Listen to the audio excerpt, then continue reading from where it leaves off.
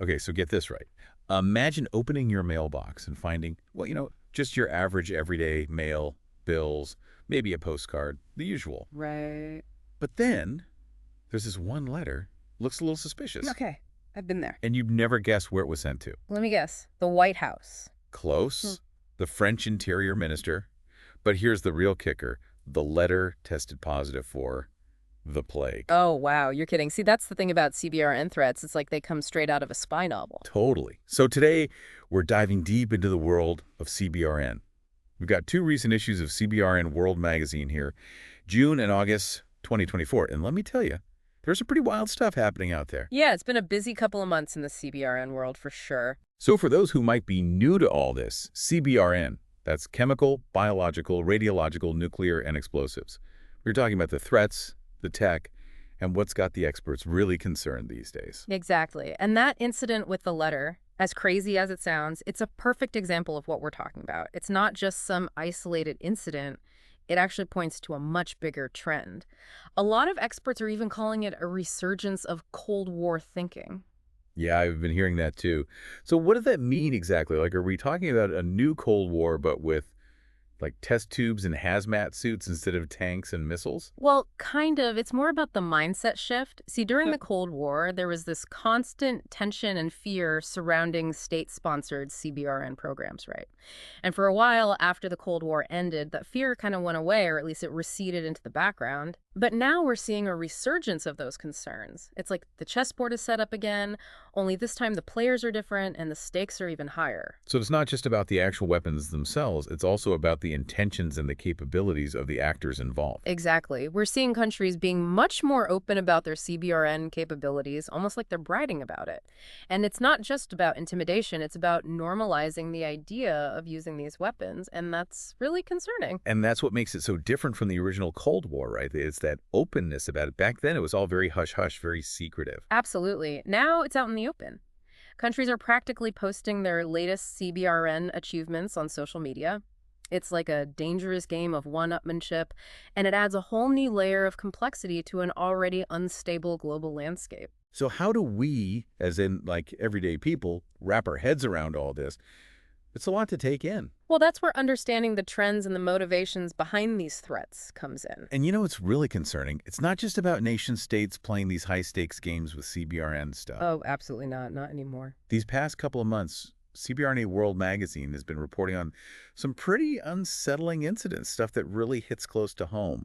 It just goes to show how vulnerable we are, even in our everyday lives. Yeah, like that whole thing in New Zealand a little while back. Oh yeah, with the food bank. Yeah, they accidentally gave out candy laced with meth.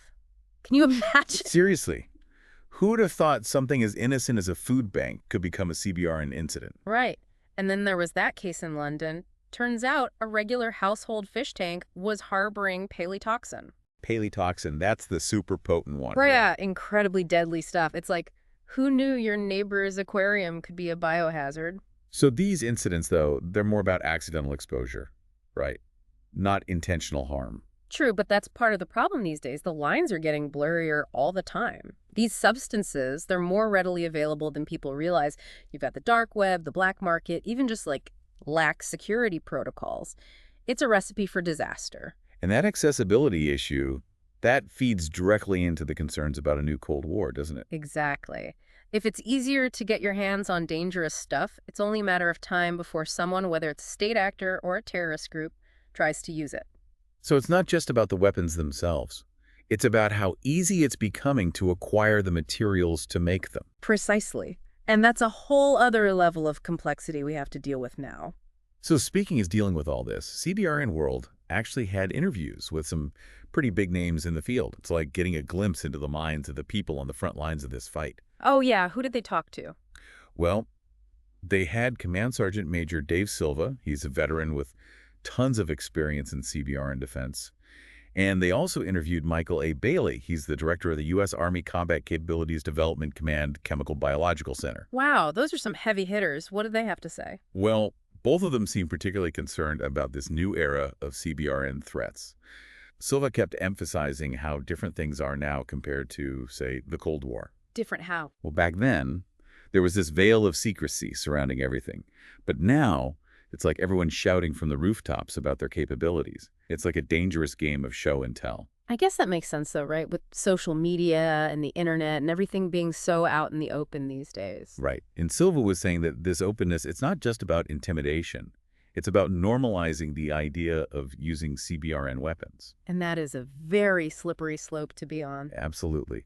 But Billy brought up another really interesting point. He was talking about the challenges of predicting and preparing for new threats. Which is always going to be a challenge, right? Right. I mean, how can you prepare for something you don't even know exists yet? Exactly. And he was saying that in some areas, the science is moving so fast, it's like we're always playing catch up. We develop a countermeasure for one threat, and then boom, something new pops up. It's a never-ending race, that's for sure. It really is. And it made me think, if the threats are evolving so quickly, what about the tools and technologies we use to combat them? Are we keeping pace? Like, what's the next generation of hazmat suits going to look like? I mean, are you talking about, like, Iron Man suits here? Who knows? Maybe. Yeah.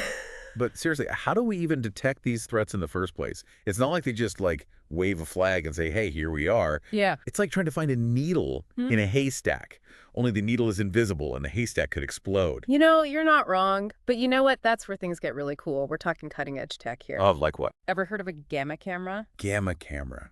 That sounds intense, like something out of a sci-fi movie. It kind of is. Okay, imagine having X-ray vision, but instead of seeing bones, you're seeing radiation. So you can, see radioactive material. Exactly. And not just see it, but you can visualize it.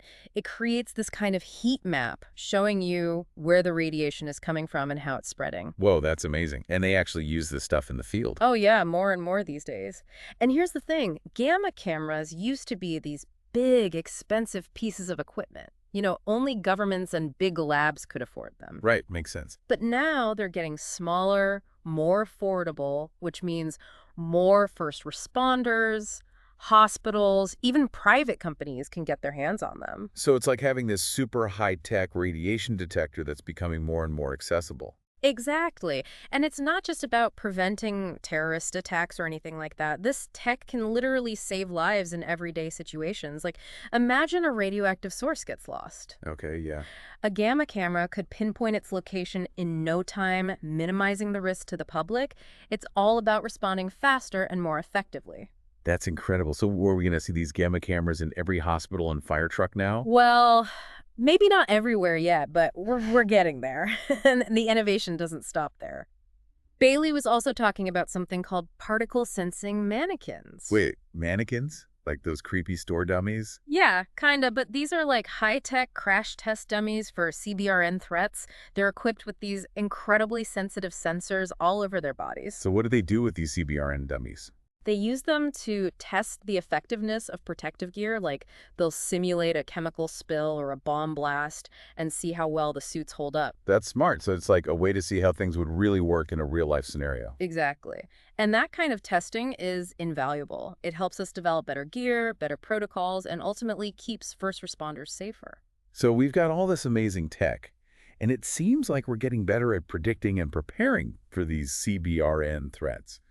But is it enough? That's the million-dollar question, isn't it? And that's why that story from earlier about the Goiânia accident in Brazil is so important to remember. Yeah, the one with the radioactive material that got lost. Right.